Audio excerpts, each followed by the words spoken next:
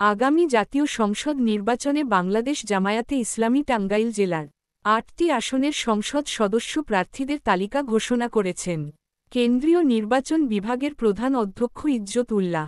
১. টাঙ্গাইল ১, মধুপুর ও ধনবাড়ী উপজেলা অধ্যক্ষ মোন্তাজ আলী সরকার। ২. টাঙ্গাইল ২, গোপালপুর ও ভুয়াপুর উপজেলা হুমায়ুন কবির। ৩. টাঙ্গাইল ৩, ঘাটাইল উপজেলা হুসনে মোবারক বাবুল। ৪. টাঙ্গাইল ৪, কালিহাতী উপজেলা প্রফেসর খন্দকার আব্দুর রাজ্জাক। ৫.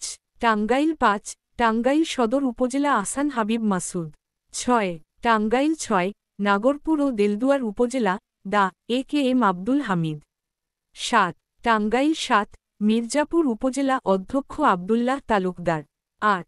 টাঙ্গাইল ৮, সখীপুর ও বাসাইল উপজেলা অধ্যাপক শফিকুল ইসলাম আলহামদুলিল্লাহ। আগামী জাতীয় সংসদ নির্বাচনে বাংলাদেশ জামায়াতে ইসলামী টাঙ্গাইল জেলা ৮টি আসনের সংসদ সদস্য প্রার্থীদের তালিকা ঘোষণা করেছেন কেন্দ্রীয় নির্বাচন বিভাগের প্রধান অধ্যক্ষ ইজ্জত উল্লাহ।